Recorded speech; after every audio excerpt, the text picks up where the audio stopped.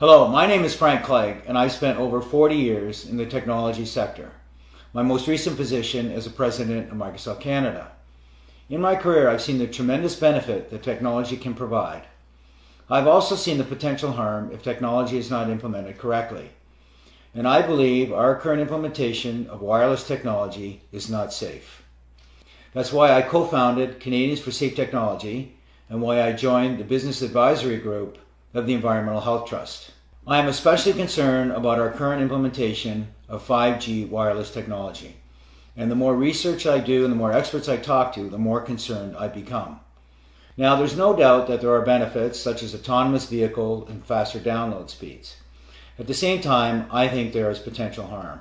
I think it's important that we understand that 5G is not just an incremental number on our cell phones.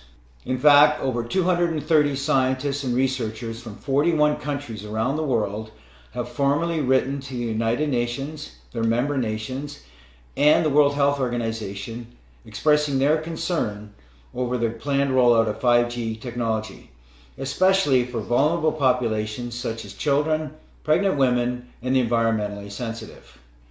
They have been joined by state legislatures and federal regulators who have asked the FCC to provide evidence that there is no harm from the rollout of 5G technology.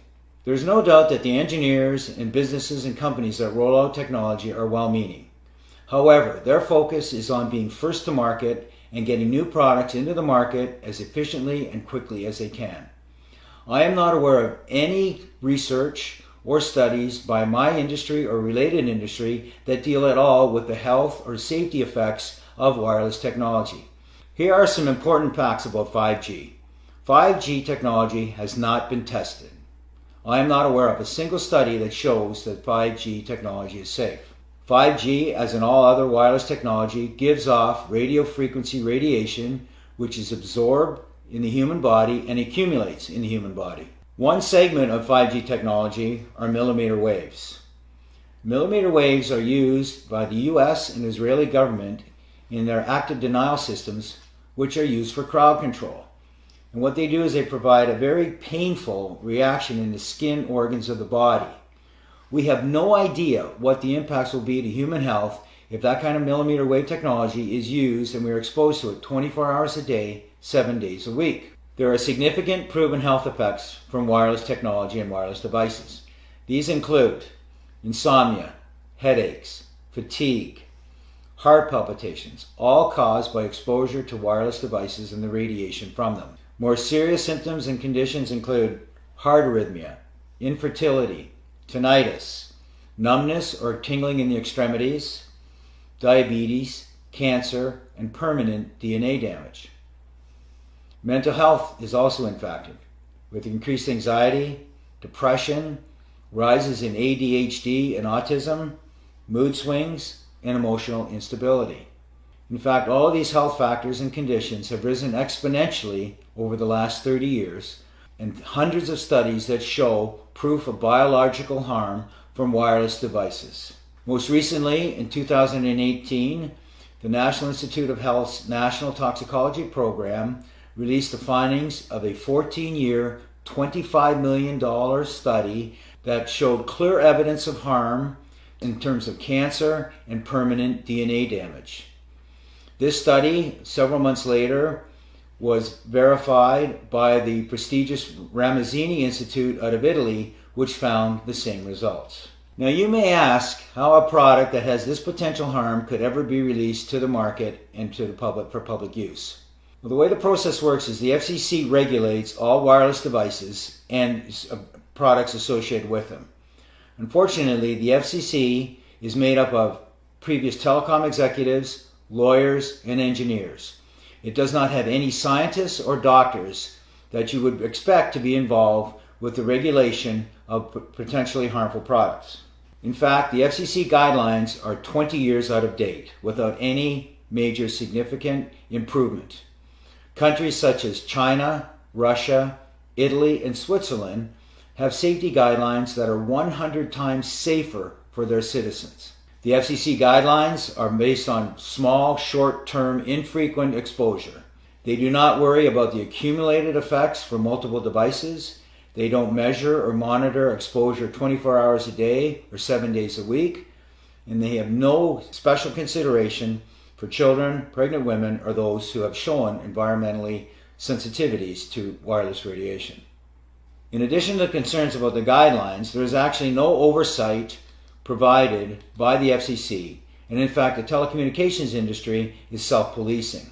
So what we are left with is almost a Wild West scenario where the regulations and the guidelines are significantly lacking and the industry is left to its own accord to roll this technology out to the marketplace. In addition to the concerns about the FCC guidelines themselves, the Federal Telecommunications Act of 1996 prohibits any telecommunication company to be sued on the basis of the safety or health of their products. So in other words, there is no liability to the telecommunications industry of any of the impacts of their products. Just last week, the reinsurer Swiss Re came out with their annual forecasts, and they specifically identified 5G technology as an upcoming insurable health concern globally over the next 3 years. There is also mounting evidence that the telecommunications industry knew about the potential impacts of RF radiation years ago. And in fact, we're starting to see some of the behavior from my industry similar to what the tobacco industry did over the last few decades. The telecommunications industry has over 500 lobbyists working in Congress and other areas of legislature protecting the industry. Together, all of these issues that I've referenced, plus the general lack of awareness in the general public, have led us to the situation where we are today. So where are we today? Today we currently have a significant amount of exposure in our homes, in our businesses, in our schools, and in most public areas we go to. Cisco has announced and predicted by 2030 there will be over 500 billion wirelessly connected devices in the world. That works out to be almost 60 devices for every person on the planet. Many states and cities around the world are debating and passing legislation about the rollout of 5G technology. And in fact, what we're seeing in the US is at the federal and the state level, they're fast-tracking some of this legislation to support the rollout of 5G infrastructure. Unfortunately, this legislation seems to be taking away all individual rights and the rights of local towns and counties and cities and passing more power to the telecommunication companies. We believe this is a historic and precedent-setting power shift from the individual and state and local level over to an industry. In fact, many communities in the US and around the world are passing moratoriums preventing the rollout of 5G technology until it is proven safe. 5G will impact you personally. There are designs that show the requirement for small cell 5G antennas as close as every third house in the neighborhood and could be as close as every 500 feet in public areas. The impact of that radiation at that level of frequency and intensity and power 24 hours a day and 7 days a week is unprecedented and is not understood. I've spent the last 5 years of my life, I've had the opportunity to meet with experts on a worldwide basis who have spent their careers studying the impact of wireless radiation and devices. I've also had the opportunity to meet with some of the great minds in the technology sector who have helped create these tremendous products that we use in our lives and provide tremendous benefit to us. I am convinced that there are safer alternatives available so we can have the best of both worlds. Technology that can provide the tremendous benefits, but technology that is safe. There is no incentive or motivation to provide the research and the funding to look for safer alternatives. So that's why it's up to us to help encourage that investment. That can be by asking our legislators to pass legislation, encouraging industry to do it, or it can be by us directly trying to advocate for change in the industry to allow them to become more responsible to provide safer technology that still provides tremendous benefit. We can't do this all on our own. We need your help. Here's what you can do.